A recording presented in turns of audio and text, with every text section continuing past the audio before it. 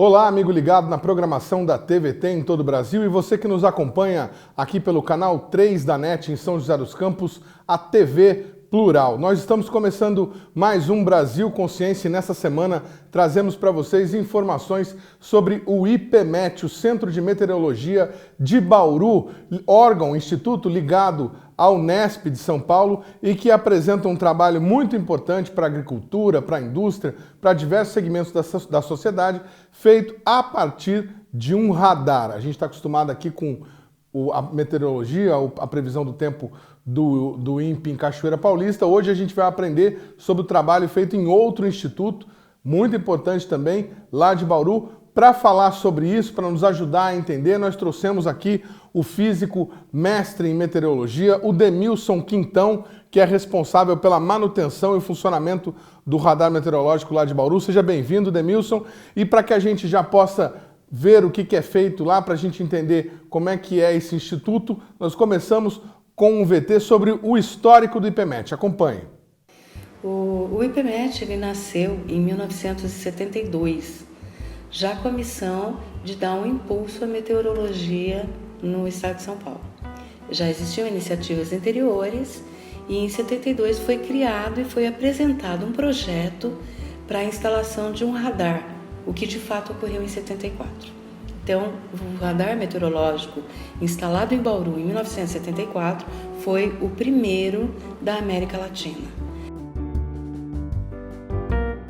O primeiro projeto foi o projeto de um sistema de radiosondagem e de um sistema de monitoramento da precipitação no estado de São Paulo. A conclusão que se chegou nas conversas é que deveria instalar um radar meteorológico de baixo custo numa região central do estado e onde tivesse um mínimo, naturalmente, de condições de sustentabilidade da operação. Bauru é próximo do centro geográfico do estado, que fica aqui perto de Ribeirão Bonito, é na direção de Araraquara. Então foi adquirido um radar, na época ainda era analógico, não era digital, um radar da EEC, Enterprise Electronics Corporation, uma empresa nascente lá nos Estados Unidos, e foi iniciado um programa, foi a FAPESP que deu suporte a esse programa, que comprou o radar, né? E teve um projeto junto ao BNDE, na época era BNDE, depois botaram um S de social, o Banco Nacional de Desenvolvimento Econômico, que financiou um sistema de radiosondagem, né? Tinha um prédio pequeno lá embaixo, depois mudou para cá, com recursos, então, mais para frente, em 1978 a 1980, com recursos da FINEP, foi construído o prédio por nós mesmos, esse prédio que nós estamos aqui agora. O IPMET, no conceito inicial do IPMET, é um instituto de pesquisas meteorológicas.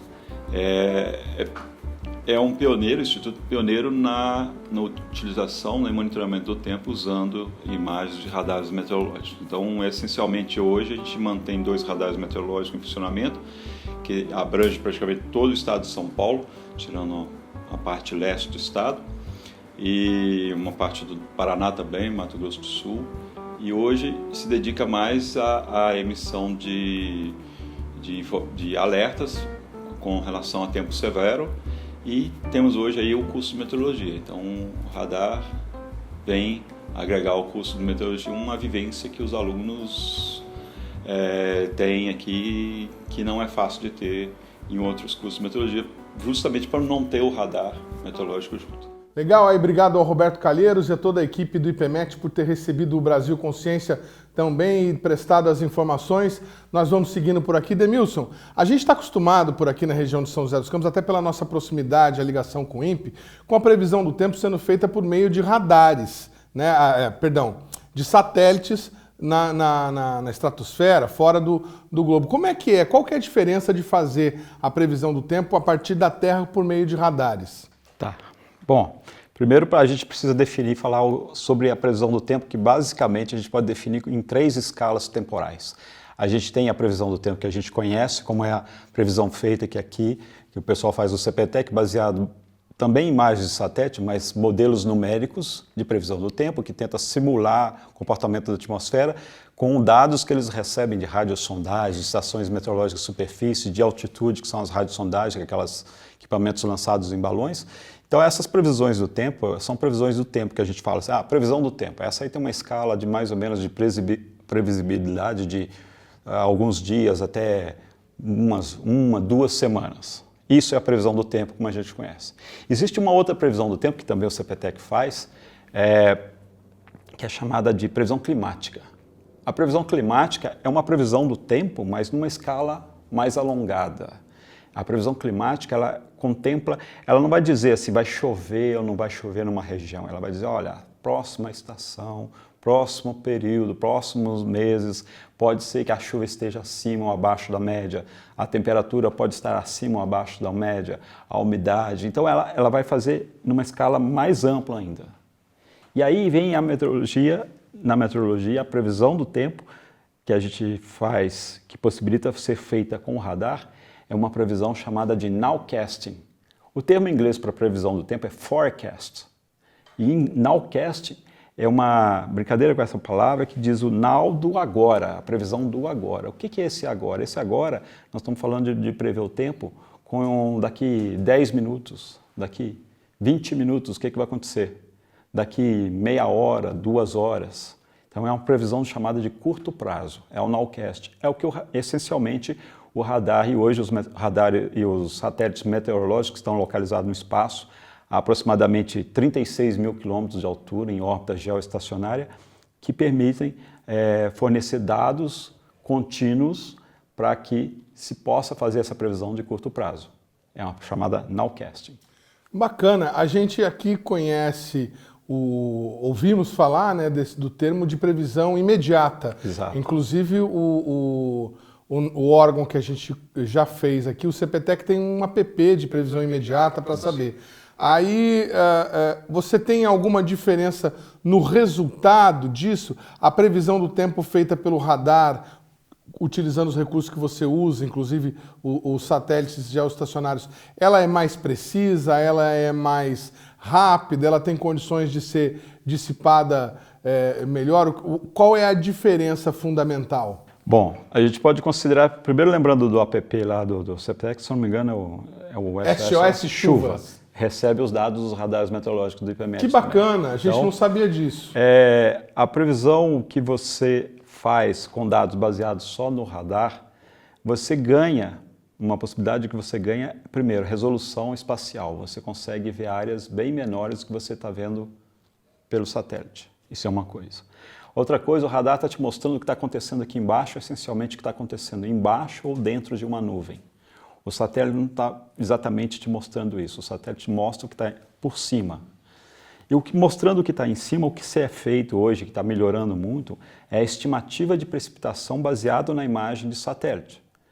Mas que o que se aproxima mais ainda é o radar, que tem uma precisão melhor, e depois do radar, o instrumento mais preciso que a gente tem para medir quantidade de chuva é o famoso pluviômetro. O pluviômetro pode ser feito das mais diversas maneiras, sendo mais simples com a garrafa PET. Eu estou errado se eu disser que a previsão do tempo com radar é um microscópio de uma dimensão, de uma precisão maior do que a feita com o satélite? Eu enxergo o nanômetro e lá eu enxergo a molécula? É quase isso. A gente pode considerar em termos de escala mais ou menos isso aí. Mas não podemos falar aqui que a previsão feita com o satélite não é essencialmente só o satélite. A gente tem dados que são recebidos de estações meteorológicas de superfície, estações de altitude, que são equipamentos que basicamente você amarra num balão e solta. Isso é feito em vários locais. Aqui próximo, aqui operacionalmente é feito no aeroporto Galeão, no Campo de Marte, é feito em Curitiba, é feito em Londrina, é feito em Confins. Então, são dados que recebem o tempo todo. Só que aí a gente tem que lembrar o seguinte, qual o propósito? A previsão do tempo normal é para a gente saber, amanhã será que vai dar sol nesse fim de semana ou não, tal. Agora, eu diria que o radar, a gente teria uma previsão no sentido seguinte, eu posso ficar na praia até 10 minutos, porque daqui 15 minutos vai chover. Então é nesse nível de precisão que a gente está falando. A gente fala, com o radar você consegue reduzir ou melhorar essa precisão, tanto temporal como espacialmente. Falando de um outro instituto, nós tivemos também lá no CEMADEM, que faz o monitoramento de áreas de risco e emite alertas. Ele não faz a emissão de alerta direto, é um intermediário, mas ele é que gera os alertas para a Defesa Civil no Brasil inteiro. Vocês contribuem com o trabalho do CEMADEM também? Não há uma ligação direta, mas os 2 radares meteorológicos de Bauru, Presidente Prudente, fornecem dados praticamente toda a Defesa Civil do Estado de São Paulo. Não só a Defesa Civil, mas basicamente hoje em dia qualquer pessoa que entra no site, ela vai estar lá a possibilidade de receber alertas automatizados baseando onde a pessoa está, na localização dela, e se foi gerado um alerta para aquela região. Então aparece, tem mensagens, hoje, por exemplo, se entrar no Twitter do IPMET, você vai ver todos os alertas que estão sendo gerados. E esses alertas são gerados automaticamente. Ele avisa, chuva, possibilidade de chuva severa tais municípios. Então ele vai emitindo esses alertas, que é uma forma também para alertar o pessoal que está, por exemplo, Defesa Civil, né? Mas não só Defesa Civil, porque muito cidadão que tem a vivência de entrar no site todo dia já costumou a fazer o seu próprio Nowcast. Em falando Nowcast, um termo interessante quando eu falo para as pessoas, todo mundo faz Nowcast. O que é Nowcast? Você sai aí para fora, se você sair aqui para fora, você vê o céu azul, você pode afirmar com certeza que não vai chover daqui 1 hora. Agora, se você olha para o preto, tá, aquele negócio todo, aí você fala, opa, pode ser que chova ou não. De repente, uma pessoa que mora num sítio, que depende disso, que todo dia está observando o tempo, ele já fala, não, mas essa nuvem está aqui, está indo para tal direção, essa aqui não vai chover, vai limpar o tempo. Então, todas as pessoas fazem Nowcast. Esse é o conceito do Nowcast. O radar é uma ferramenta, uma senhora ferramenta para ajudar a fazer isso aí. Interessante você mencionar isso. A Rede Globo de televisão uma vez fez um documentário sobre previsão do tempo no Brasil e mostrou lá um senhor, se eu não me engano, ele era do Mato Grosso, que ele anotava num caderno há não sei quantos anos, todo dia, a observação do sol, das nuvens, e ele tinha se tornado um meteorologista informal ali da região. Quando alguém queria saber alguma coisa, perguntava para ele. Bem bacana isso. Isso é verdade, porque a pessoa que trabalha no campo, que ela está vendo ali, a pessoa olha, de repente, o comportamento de um animal, de uma criação que ele tem, o comportamento de uma formiga, de um formigueiro. Se você todo dia passa, está de tal jeito, e você começa... Não basta só você olhar. Você olha, opa, vi aquilo ali. O que aconteceu com o tempo? Aconteceu tal coisa. E você começa a relacionar. Não é só observar, você tem que observar aqui uma coisa, observar outra coisa. É basicamente ciência, e correlacionar uma coisa com outra para você chegar a, de uma certa forma, estabelecer o seu próprio modelo de previsão do tempo. E o pessoal que fala que sente uma dorzinha naquele osso que torceu, é verdade isso ou não? Eu não sei se é verdade, mas muita gente fala disso. Muita gente, mas é verdade. Porque quando o tempo vai mudar, você tem algumas variáveis e uma delas é a pressão atmosférica. A pressão atmosférica, se tiver uma tendência de abaixar, é uma tendência para o tempo ficar mais instável. Tanto que se você estiver no litoral, e muitos navios têm, não hoje, né, mas antigamente, eles tinham um mero barômetro, e o barômetro indicava mais ou menos a pressão atmosférica normal e dava lá, normal. E se a pressão começasse a cair, ele já estava escrito lá, chuva. Chuva. Então, talvez essa influência da pressão atmosférica sobre o corpo humano e em função de uma cirurgia, de às vezes um problema que a pessoa tenha tido por uma cirurgia, alguma cicatriz, pode ter essa influência. E a gente diz, né, que todo fato, né, todo boato tem um fato, né, e muita gente fala disso. Bom, quando começar a contratar esse pessoal para o Instituto. Também. Vamos ver um pouco mais, conhecer um pouco melhor esse radar lá de Bauru. Acompanhe no VT. A gente fala que o radar aqui de Bauru é o principal porque foi o primeiro instalado. Antes de ser o radar que a gente tem hoje, o primeiro radar foi instalado em 1974. E era um radar em outra faixa de frequência, a gente refere a ela assim como a banda C. Hoje a gente tem um radar banda S. Foi instalado em 1992 aqui em Bauru e em 1994 foi instalado um radar em Presidente Prudente. Hoje os dois radares são iguaizinhos, funcionam iguaizinhos, porque uma das ideias de fazer os dois radares estarem iguaizinhos, e iguais eu me refiro à questão de hardware e software, que isso facilita a parte de manutenção dos radares. O radar basicamente é um transmissor e um receptor. É um receptor super sensível e um transmissor super potente. A parte de recepção, por exemplo, hoje a gente tem uma tecnologia que a gente pode chamar como SDR, ou seja, um rádio definido por software. O sinal de rádio é, num certo ponto, digitalizado. E aí todo o processamento do sinal, de retirar todas as informações, no caso do radar, que é a amplitude do sinal, do eco que está voltando, a frequência, porque em função do efeito Doppler, esse eco volta com a variação de frequência, em função do alvo onde ele foi refletido, isso tudo é processado em software hoje em dia. No início do radar, isso era tudo por circuito eletrônico discreto. A manutenção, aliás, era muito mais complicada. A calibração, manter tudo funcionando e tal, era um procedimento mais minucioso, assim. Hoje não, hoje você senta, muitas das coisas você verifica no software. Lógico, quando tiver um problema de hardware não tem jeito, você tem que ir lá e verificar isso aí.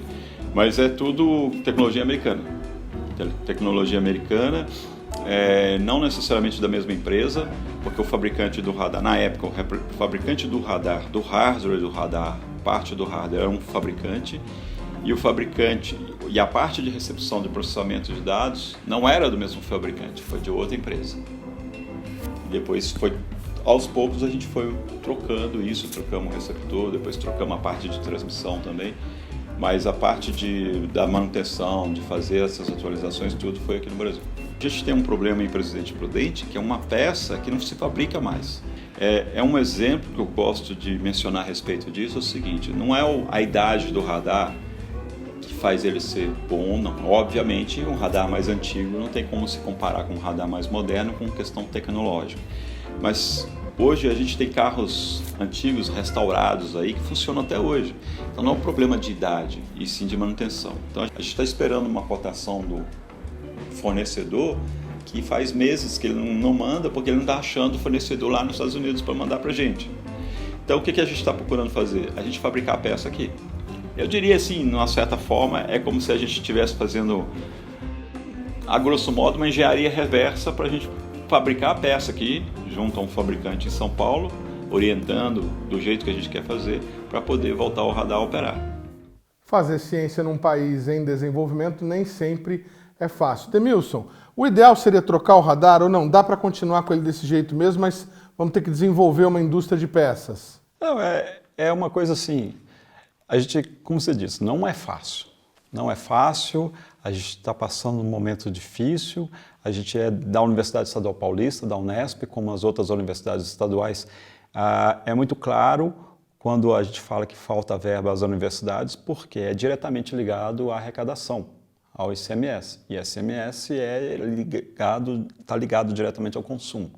Então, sim, vai faltar recurso, mas a gente gosta de exercer nossa criatividade. A gente gosta de exercer a solução do problema de uma forma que vá funcionar. Como é o caso, por exemplo, que a gente mencionou dessa peça, que inclusive já está em ordem lá no radar do Presidente Prudente, a gente conseguiu fabricar em São Paulo.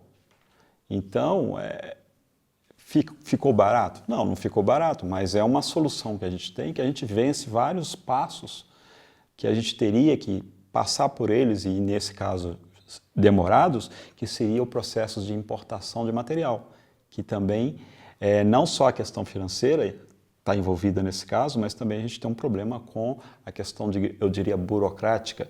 E aí você toma tempo, toma um monte de coisa. Você vai comprar uma peça por radar, por exemplo, é uma coisa interessante isso. Imagine que você tem um carro de um determinado fabricante e você quer trocar o motor. Você vai colocar motor de outro fabricante? Pouco provável. Você vai querer colocar o mesmo motor, porque se eu colocar o mesmo motor, eu não vou ter que mexer em nada do carro para aquele mesmo motor, do mesmo modelo, funcionar. Então, quando você vai comprar um componente por radar, você especifica, eu quero comprar tal componente, tal modelo, tal fabricante, digamos assim. E aí, às vezes, a burocracia emperra, mas espera aí, a gente precisa de uma carta de exclusividade, a gente precisa de... Mas por que está nessa peça? Por que tem que ser desse fabricante? Porque no ímpeto, né, de coibir eventuais desvios, né, acaba atrapalhando a gente nesse sentido, porque não tem como você falar assim, olha, eu não tem como conseguir... Vou dar um exemplo, eu vou comprar uma peça, eu acho um fornecedor lá nos Estados Unidos. Ah, mas tem que ter 3 orçamentos. Como é que eu vou conseguir 3 orçamentos?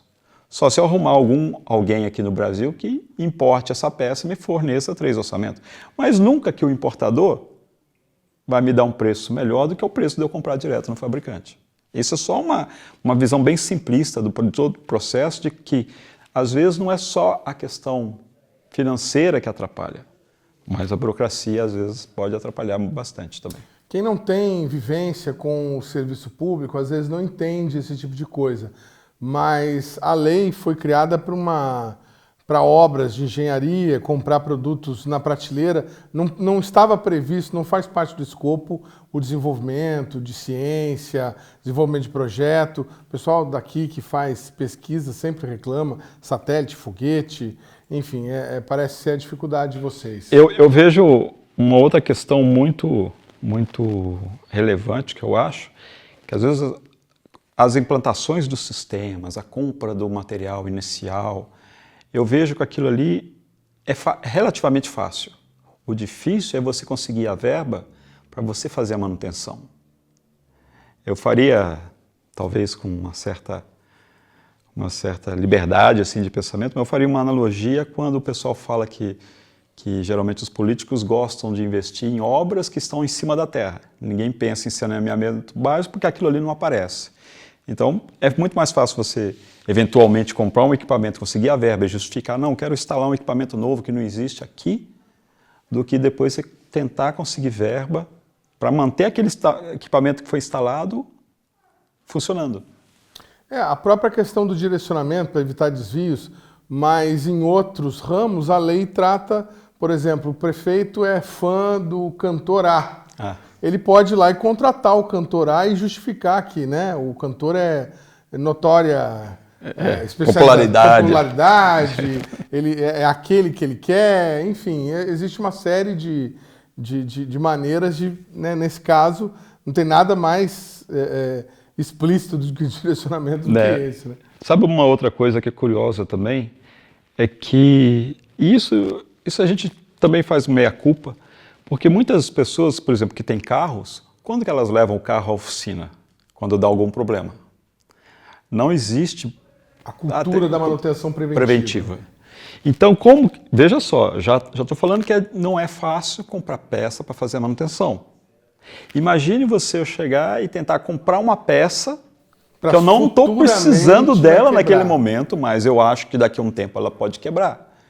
E aí esse algum tempo é o seguinte, nós temos uma peça no radar lá, um componente principal do transmissor, que é uma magnetron, que o fabricante não tem a magnetron lá na prateleira. Quando você encomendar dele, ele te pede 6 meses para te entregar. E aí como é que faz 6 meses sem previsão do tempo? Imagine você, o radar está lá fornecendo as leituras do radar, fornecendo as imagens, fornecendo alertas. A gente sabe que a magnetron vai com o tempo se deteriorar e vou deixar para comprar essa magnetron no dia que ela der problema. Se eu deixar para comprar ela no dia que ela der problema, depois que vencer todo o estágio da burocracia, conta mais 6 meses, que é quando o fabricante vai começar a fabricar a peça para te entregar. Não é fácil, mas... Não é fácil, mas é fácil continuar no seu sofá e assistir o programa Brasil Consciência no próximo bloco. Fica aí que a gente já volta, um instante só.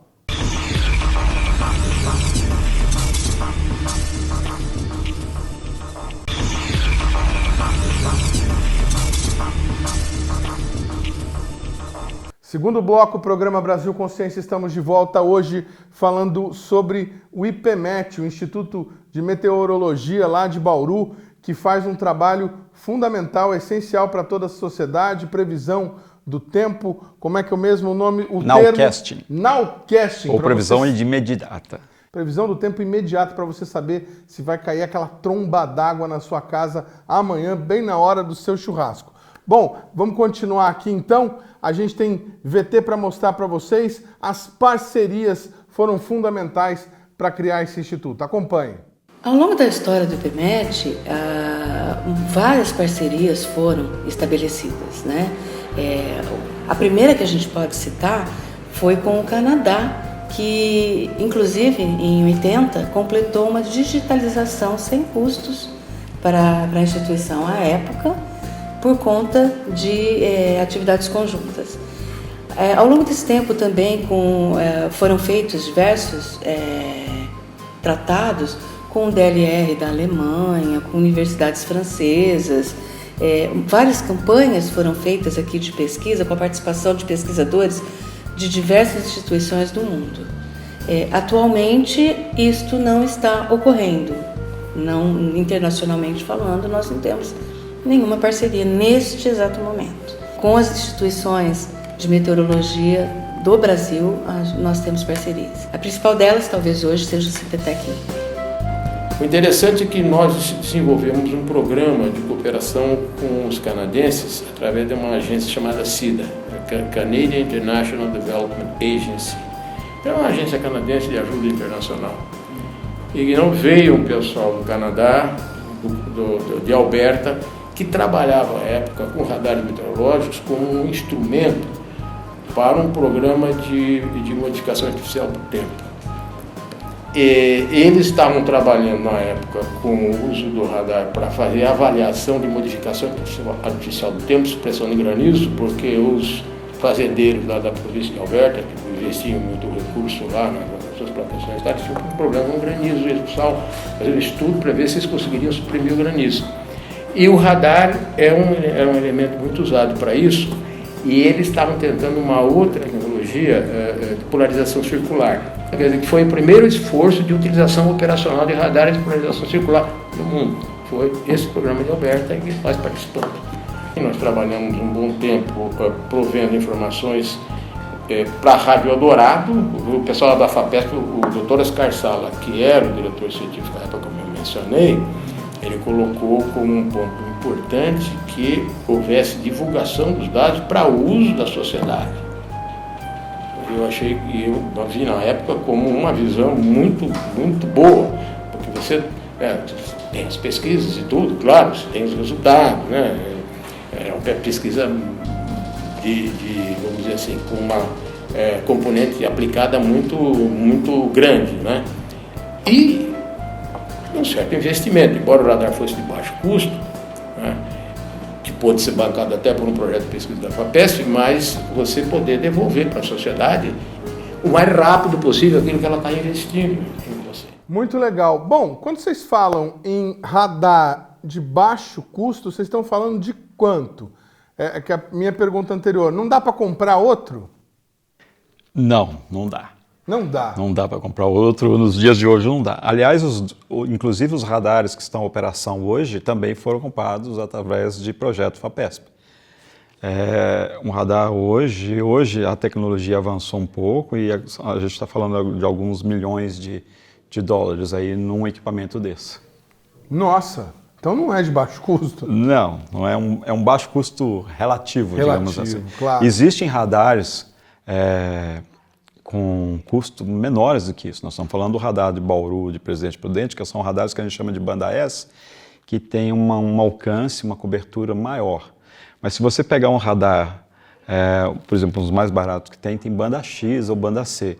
Tem radares que o pessoal coloca móvel em caminhões, por exemplo, nos Estados Unidos, você vê o pessoal caçando tornado lá, tem emissoras de TV que tem seu próprio radar meteorológico, para quando tem um tornado em uma determinada região, eles querem ir lá com o radar deles para transmitir imagem em tempo real para mostrar onde está acontecendo aquele evento.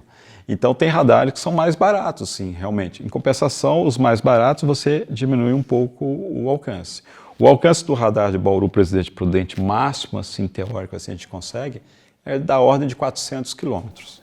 E essa parceria com os canadenses, vocês ainda mantêm algum contato? Não, isso aí acho que ocorreu só na época lá para a digitalização do radar nosso, banda C, que era um radar totalmente analógico. Inclusive é curioso falar do que é um radar analógico. Era um radar onde todas as informações do radar, apareciam numa tela como se fossem esses radares que a gente vê em filmes de guerra, Sim. que tem aquela linha rodando, exatamente quase um daquela sonar. forma. Mas é basicamente aquilo, ali era o radar. O sonar, a imagem é um pouco diferente, mas aquela tela redonda com aquela linha andando assim, era aquilo que aparecia.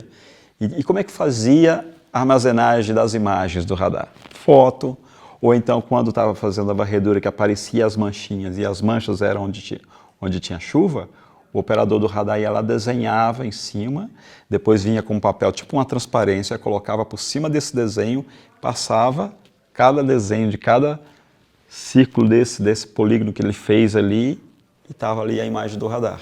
Então vocês têm uma biblioteca de arquivo lá, tem uma papelada tem danada. Tem, esses dados mais antigos, tem alguns dados são mantidos lá, fotos, fotografia também na tela do radar, que era assim que os dados eram armazenados. Para quem acha que tecnologia é difícil, olha só como é que o pessoal começou a fazer ciência nesse país.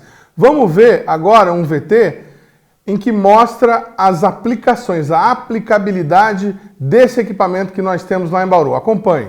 Na área de radar, na minha modesta avaliação, né, a ciência responde a muito curto prazo, a médio prazo e com certeza a longo prazo, mas responde a muito curto prazo. Você começa a operar o radar e já começa a prestar informações de benefício para a sociedade. Você instalou o radar, já começa. Primeira coisa é o atendimento da população. É a primeira coisa que você faz. Não porque não vamos primeiro atender a população para fazer brilhar eco aí para aparecer. É porque é assim mesmo, é um equipamento, entendeu? Um equipamento de custo maior, né? E que você precisa devolver mais rapidamente para a sociedade. E esses são equipamentos que exigem que você tenha manutenção, mas são de alto benefício e custo. Então, atende parte hidrológica muito bem, gerenciamento da geração e distribuição hidroenergética dessas centrais de geração de energia e distribuição de energia. Agricultura tem muita aplicação, aqui tem coisa da cana-de-açúcar, muita aplicação, das várias culturas, mas em especial a cana-de-açúcar, que tem bastante significado econômico, né, no porte econômico do Estado. E eu diria, eu sempre falei isso, a gente mandava, na época eu era diretor aqui, eu fiz, é um serviço, eu estou convicto que é um serviço essencial do Estado, é no mundo todo. Porque uma coisa, por exemplo, você tem um problema no radar aqui, o radar está rodando continuamente, ele está dando informação do que está acontecendo, da chuva ali e tal, vai alagar ali e tal, você precisa tirar gente. Não dá para, se for uma válvula, não sei o que, vou fazer uma licitação, não tem. A gente tem arquivos de dados aqui desde quando o radar entrou em funcionamento. Tem duas vertentes o conjunto de dados que é coletado. Uma parte dos dados serve, por exemplo, para emissão de laudos, que é muito importante para as empresas no caso de um sinistro envolvendo condições meteorológicas. E aqui a parte do interior, a gente tem bastante área de atuação, seja na área agrícola, na área tecnológica. Teve empresas que não tem nada a ver com a agrícola, mas teve, por exemplo, um posto de gasolina que eventualmente sofre com uma chuva forte. Então, as seguradoras solicitam das pessoas que órgãos certificadores, né, credenciados, emitam um laudo atestando que naquele dia, naquele horário, realmente houve um evento de grande monta lá que trouxe prejuízo para ele. Então, uma das atuações é essa. Inclusive, na parte jurídica também, às vezes tem um julgamento, por exemplo, lá onde o réu fala, não, eu estava chovendo, e eventualmente uma testemunha contradiz. O juiz para o julgamento, pergunta, IPMET, estava chovendo ou não estava chovendo? E aí, com o arquivo de dados, dá para saber. Então, não precisa ser o julgamento de algo que aconteceu mês passado, pode ser algo que aconteceu lá em 94, lá em 96. Então, esse arquivo é muito importante. Por outro lado, na área acadêmica, no curso de meteorologia, os alunos podem utilizar esses dados para a pesquisa deles dentro do curso de meteorologia e a pesquisa por outros pesquisadores que eventualmente são credenciados aqui para fazer trabalhos conjuntos. Os dados do radar meteorológico são os dados que você... primeiro que é uma coisa que custa, parece que não, mas custa dinheiro fazer a aquisição ter esses dados, né? E você tem, por uma questão questão, principalmente hoje em dia, de direito autoral, você não pode simplesmente deixar esses dados abertos para todo mundo. Mas, por exemplo, se qualquer um quiser fazer um trabalho, vai preencher um formulário, vai assumir alguns deveres com relação àqueles dados, que vai publicar, dar crédito, enfim, e está disponível o dado aqui no IPMET. Muito bacana. Demilson, você falou de empresas que eventualmente podem recorrer via seguradoras e o cidadão comum, uma coisa que acontece quase todo dia que tem chuva, queima o equipamento. Ele vai dar entrada, ouve no rádio, nos órgãos de defesa do consumidor, de que ele tem direito a um ressarcimento por eventuais descargas e tudo mais. Ele pode entrar em contato com o IPMET e pedir um atestado de que choveu no dia que queimou o equipamento dele? Sim, isso serve, quando a gente fala para isso, na verdade a gente fala de empresas, porque empresas envolvem seguradoras de uma maior monta. Mas é possível, o cidadão comum vai lá e fala, olha, eu preciso de um laudo para que eu quero entrar com uma determinada ação, quero comprovar que tal dia houve tal tempestade, ou destelhou meu telhado. Empresas de infraestrutura têm contratos de tempo de execução de obras. E às vezes, eventualmente, as condições do tempo podem fazer com que o tempo ali, o prazo, não seja cumprido. Para evitar a multa? Para evitar a multa. Eles vão, olha, dia tal, choveu, a nossa obra ficou parada por causa disso. É um outro exemplo também. E o exemplo mais básico, assim, que eu diria, primeiro que uma pessoa ela pode ter interesses diferenciados no mesmo dado do radar, para aplicações diferentes. Vou dar um exemplo. Vamos supor que eu planejei andar de bicicleta. Bom, vou olhar como é que está o céu, tem nuvens, tem chuva próxima, não tem? A chuva que está próxima está vindo, não está? Isso é uma aplicação. Eu usei naquele momento para saber se ia chover por causa de um lazer que eu eventualmente pretendia fazer. Mas vamos supor que no dia seguinte eu tenho lá minha plantação, vou dar um exemplo de um cara que é um agricultor que tem uma cana-de-açúcar, por exemplo, e ele vai aplicar um eventual maturador, algum produto ali no cultivo dele. Esses produtos, geralmente, ele tem que ter um tempo de latência, ele tem que deixar um tempo, aquele produto aplicado, agir sobre a planta. Então, naquele momento, eu quero saber se tem chuva vindo nas próximas horas ou não, porque eu sei que se eu aplicar aquele produto, e aí eu vou gastar com o produto em si, vou gastar com o tempo de aplicação, tudo isso, e se vier uma chuva num prazo menor do que aquele prazo recomendado, todo esse trabalho meu vai literalmente por água abaixo. Ou seja, uma pessoa tem num momento uma aplicação para lazer, outro momento a mesma pessoa tem uma aplicação profissional para aquele mesmo dado da imagem do radar. Muito bacana, você dando um exemplo aí da agricultura, quer dizer, a previsão do tempo mais espacializada, assim, serve para o planejamento, né, da safra, a data do cultivo e tudo mais. Agora, a informação imediata serve para o manejo. Coloco o defensivo hoje, não coloco, mando... Não coloco agora, espero algum tempo, vamos colocar depois. Importantíssimo. A irrigação. Às vezes, uma empresa tem uma área muito grande de irrigação, imagina quanto que não se gasta de energia, de mão de obra para planejar a irrigação para uma determinada área. Se você vir que aquela área tem uma chuva, eu não vou nem deslocar material para lá, deixa, a chuva vai cuidar. Usar energia elétrica para quê, né? Então, a gente está falando tudo isso. Você falou que custa, no VT, você falou que custa para ter essa informação meteorológica arquivada. Quanto que custaria para a gente perder essa informação, não ter de repente? Aí depende, se você não tiver essa informação, imagine você que está acostumado a planejar a sua atividade baseando-se numa informação meteorológica de tal precisão, vamos falar assim como é o dado do radar. Tem um custo da sua operação.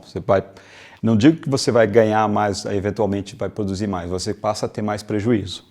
É lógico que não dá para estimar. Não dá para estimar. Foi uma provocação que eu fiz. Mas tem uma outra coisa mais grave ainda, que eu acho que é mais complicada ainda. Imagine você que, eventualmente, por falta da imagem do radar, aconteça um evento meteorológico. Vou dar o exemplo da cidade de Bauru. Por quê? Porque a cidade de Bauru é conhecida numa região da cidade lá, próxima à rodoviária, que inunda quando tem chuva forte. Mas essa chuva forte só vai inundar lá se ela acontecer em uma determinada região da cidade, não é qualquer lado da cidade. Já teve episódios da chuva acontecer só nessa região mais alta e não chover uma gota próximo da rodoviária. Só que por causa dessa chuva lá em cima, inundou lá embaixo. Como é o caso que a gente ouviu aí de as chamadas, o pessoal chama de tromba d'água, mas na realidade é as flash floods, aquelas enchentes instantâneas. Você está numa cachoeira, está se banhando ali, mas você tem uma montanha, porque a água está vindo de cima, você não está vendo o que está acontecendo do outro lado. De repente pode cair uma tempestade na cabeceira e aquela toda a água chegar de uma vez. Então, às vezes, por falta de uma informação que a Defesa Civil estava acostumada a receber, a trabalhar com aquela informação, a falta dessa informação dela pode incorrer num aumento de risco para vidas humanas, por exemplo. Importantíssimo o trabalho do IPMET lá de Bauru. A gente vai para um rápido intervalo e você continua nos acompanhando. Daqui a pouquinho a gente volta. Um instante só.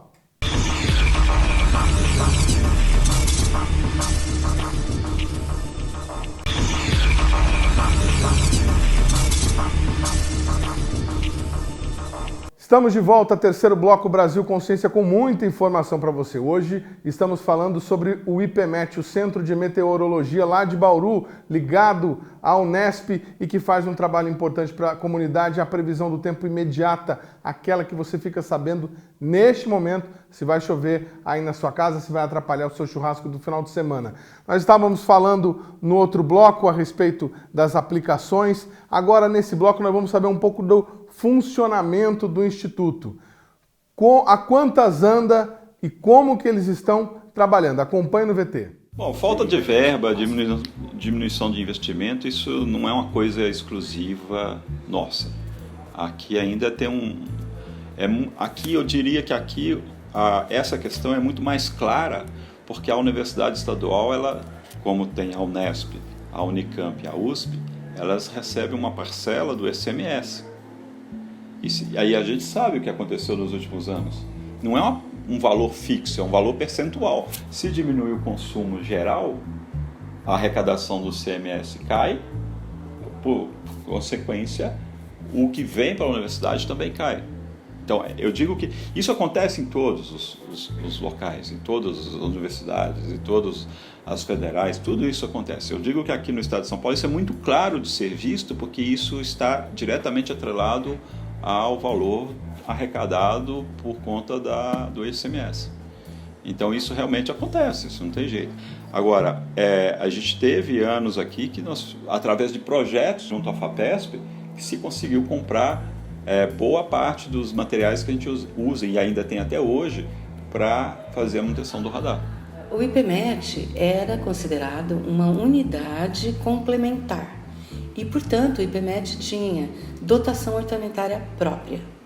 A partir de 2014, mesmo a partir de 2013, o IPMET já passa a fazer parte da Faculdade de Ciências e aí na qualidade de uma unidade auxiliar. O que isso quer dizer? Quer dizer que os recursos agora não vêm diretamente para o IPMET, eles são destinados à faculdade que repassa.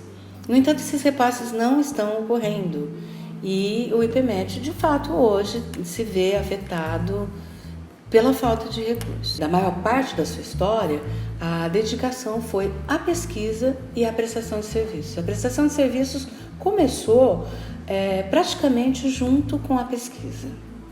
E foi a isso que ele se dedicou durante várias décadas. Mais recentemente, ele foi cobrado pela universidade a também aderir ao ensino. E aí foi feita uma parceria e ele passou a fazer parte da Faculdade de Ciências, que implantou o curso de meteorologia em 2013. E em 2014 o IPMET passou a fazer parte da Faculdade de Ciências, colaborando com o curso de meteorologia. Com essa mudança, o IPMET passou a ser o Centro de Meteorologia da Unesp de Bauru. Então ele está ligado diretamente à Faculdade de Ciências.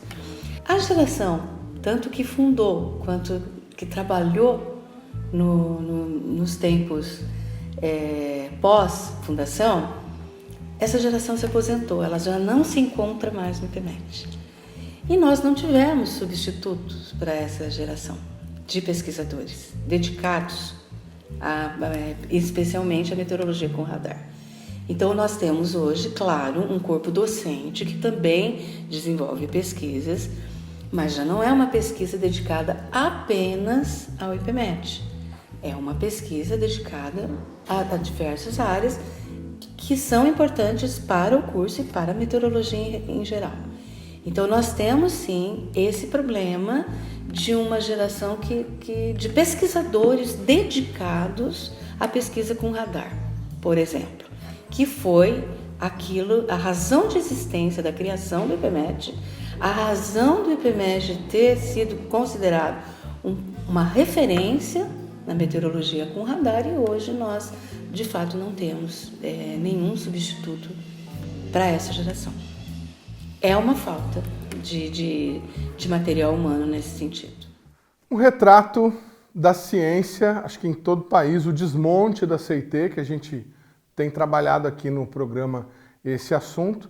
No caso de vocês, uma solução parecida com alguns institutos daqui, a inclusão de um curso, né, de graduação. Isso foi bom, isso foi ruim para o instituto de vocês? Qual que é a sua avaliação? Bom, veja bem, eu sou formado em Física, eu sou formado pela Unesp, minha formação é licenciatura em Física. E eu gosto de explicar as coisas para as pessoas.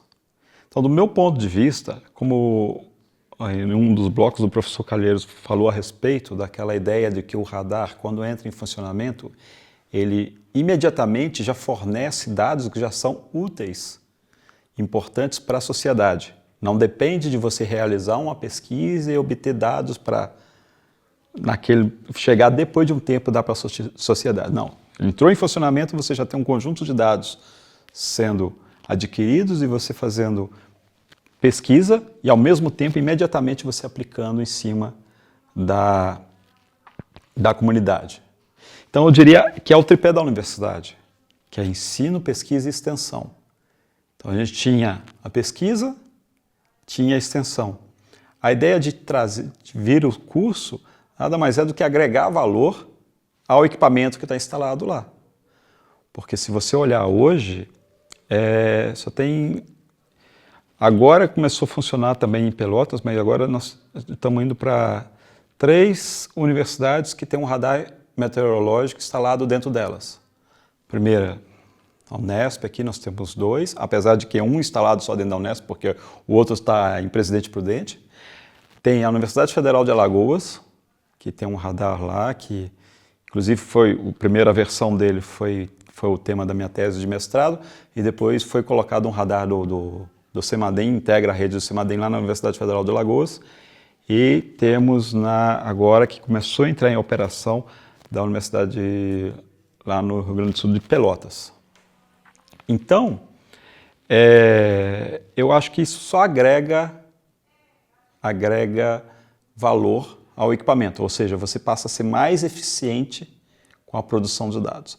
Em contrapartida, lógico que você sempre vai ter uma outra visão de determinadas pessoas que eventualmente você não tem como achar que o trabalho que você fazia rotineiramente nos vários anos para trás vai continuar o mesmo, porque você vai ter aluno. Deixa de ser um instituto de pesquisa. Deixa de ser um instituto de pesquisa no sentido de que uma das razões é a questão dos pesquisadores antigos aposentaram, tudo. Então, mas hoje nós temos professores novos que atuam dentro do curso de meteorologia, tem professores que estão se envolvendo com a área de radar, já teve trabalho de aluno sendo apresentado, trabalho de final de curso, usando dados de radar, fazendo um trabalho interessantíssimo sobre um efeito que a gente chama de superrefração, caracterizar essa superrefração, quando é que ela acontece, quando ela não acontece, porque isso afeta as imagens do radar. Então, quer dizer, é uma questão de tempo daquela roda da pesquisa, ao meu ver, voltar a girar de uma maneira eficiente.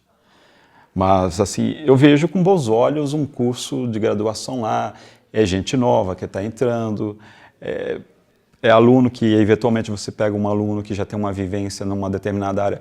Eu tive a oportunidade de conhecer essa semana, dos calouros que estão entrando lá, uma menina que perguntou para mim, mas como é que é feita a manutenção do radar? Eu falei, não, a gente mesmo faz, a gente trabalha com radar, a gente faz a parte mecânica, a parte elétrica. Tem jeito de fazer estágio aqui, por quê? Porque o ensino dela, anterior, ela fez um curso de mecatrônica. Ela entrou na meteorologia, ela veio da mecatrônica e entrou na meteorologia. De repente, imagina uma pessoa que se forma para fazer a manutenção do radar, conhecendo como o radar funciona. É totalmente diferente de você pegar um técnico subespecializado em RF, em subsistemas de radares, ou radar aeronáutico, e vir trabalhar no radar meteorológico. Então eu acho que isso traz sangue novo, traz um ar de jovialidade, digamos assim, ao centro de meteorologia. A renovação da pesquisa ela é inegável, né? Aqui nós temos exemplos, já fizemos aqui nesse programa. O aluno mantém a roda da ciência girando, mas lá não há o risco de se usar o aluno como um substituto, uma mão de obra mais barata né? Para substituir o pesquisador de carreira? Não, acho que não incorre nesse risco, porque o curso é de graduação. Então, eventualmente, as pesquisas que são feitas ali da graduação ali, é aluno envolvido com trabalho de iniciação científica, é um aluno envolvido com trabalho de finalização de curso, um TCC. Então, são coisas assim, bem pontuais e de interesse do próprio aluno. Mas há um problema de reposição de quadros. Isso aí é generalizado, né? Se a gente falar disso, a gente vai falar desde órgãos municipais, de todas as esferas, né? Municipal, estadual e federal principalmente, ainda mais aqui com o INPE aqui próximo aqui, acho que o pessoal aqui tem muita clareza a respeito como é isso e como funciona. Pesquisadores hoje, o quadro funcional do IPMET é de quanto? Não, pesquisador, especificamente pesquisador, a figura do pesquisador que não dá aula não existe. Não existe mais? Não existe mais, isso aí não tem. Hoje, o que nós temos no IPMET são professores, e cada um com suas especialidades, e que estão se envolvendo com os dados de radar, e aí orientam os alunos de forma a se integrarem também, porque, quer queira ou não, é uma ferramenta e é um conjunto de dados muito grande. E mesmo que esse conjunto de dados não traga um resultado imediato para um aluno, o fato de um aluno chegar lá, aprender a programar eventualmente numa linguagem chamada Python, aprender a pegar o dado bruto do radar, a gerar uma imagem, isso traz para ele um diferencial. Traz um diferencial, porque hoje a gente vê outros órgãos aqui que estão rumando, aqui mesmo na Universidade de Campinas, estão rumando na direção de instalar um novo radar, de instalar um radar em Campinas, de criar um centro específico para a previsão do tempo de curto prazo. E isso, um aluno que sai com essa vivência, ele tem uns pontinhos bem acima da média no currículo dele.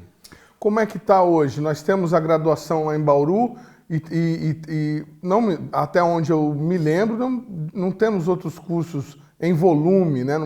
Não formamos um grande volume de profissionais da área anualmente. O aluno interessado em trabalhar nessa área, qual que é a perspectiva que ele tem profissional? Trabalhar nos institutos é o futuro dele, no caso? Não, hoje isso acho que mudou um pouco. Mesmo porque se você pensar em institutos como entidades públicas, né? Mas se você olhar hoje, quantas empresas que estão aí dedicadas a fornecer meteorologia para mídia, para outras empresas. Então, essas empresas empregam. Emissoras de TV que contratam meteorologia. Tem empresa de energia elétrica, não é o caso de São Paulo, mas eu conheço uma no estado de Minas, quer dizer, a única, praticamente, a CEMIG, que tem meteorologistas trabalhando no quadro deles, na parte de gerenciamento de equipes, de gerenciamento de eventos, se tem chuva, não tem, preparar a equipe para fazer um plantão. Então, tem uma área muito grande. A própria agricultura de precisão. A agricultura de precisão não é só você faz com equipamento, chega a um ponto que você tem que melhorar os processos. E um dos processos que você pode melhorar é o quê? Otimizar o uso de defensivo agrícola, otimizar o uso de uma irrigação. E isso você consegue otimizar trabalhando em cima do quê? Da meteorologia. Então, tem empresas que estão contratando meteorologistas especificamente para atender às necessidades dela. Então, eu acho que está abrindo bastante o leque assim, nesse sentido. Formas de participar, de ser aluno, pelo vestibular da Unesp, bolsistas, como é que funciona? É assim. Basicamente, para entrar no curso de meteorologia é a graduação normal. Quando o aluno está lá, e aí ele tem a oportunidade de fazer um trabalho lá junto com algum professor. Se tiver uma bolsa, ele tem uma bolsa de iniciação científica. No final do curso, todo aluno tem que apresentar um trabalho de conclusão de curso, então necessariamente ele vai ter que desenvolver alguma coisa para que aquilo ali esteja no currículo dele e aí ele possa completar a formação dele. A gente tem oportunidade também em Bauru, porque a Unesp lá tem o Colégio Técnico Industrial, que é um colégio de nível médio, que tem técnico das áreas de mecânica, de eletrônica e de computação. A gente já teve a oportunidade de trabalhar com esses alunos na parte de estágio lá no IPMET. Então, quer dizer, é bem ampla a área. É claro que muitas vezes gera uma resistência das próprias pessoas que trabalham no IPMET, no sentido de que, quando você tem um aluno, é igual um professor. O professor vai trabalhar com o aluno, aumenta o trabalho do professor. Ele tem que dar atenção para o aluno. Desenvolver junto com o aluno. Desenvolver junto com o aluno, dedicar tempo ao aluno. Ou seja, aumenta a carga de trabalho dele. Então, é aquela questão, vale a pena ou não a fazer isso? A pessoa faz a avaliação própria dela. Eu acho assim, eu gosto de falar que, como minha formação sempre foi na pública, ensino médio, a faculdade, a Unesp, eu fiz pública, eu vejo assim, que dentro das minhas possibilidades eu gosto de fazer isso, eu gosto de estar com o aluno, gosto de ensinar, porque eu acho que é um modo de eu dar de volta, retribuir ou em inglês o termo chamado give back, né, daquilo que eu obtive, de certa forma, assim, de graça. Muito legal. Vou dar o meu give back a todos vocês que nos acompanharam neste programa de hoje. Muito obrigado pelo carinho da sua audiência. Entre na nossa página no YouTube, faça o seu cadastro, assine o nosso canal e contribua para que a gente continue existindo. Se você também quiser acompanhar a nossa programação pelo Facebook, Rádio CT Brasil Consciência TV, tá aí bacaninha para você na sua tela, é só acessar e nos curtir. Nós voltamos em uma semana com mais um programa inédito para vocês. Obrigado pela companhia e até mais. Tchau!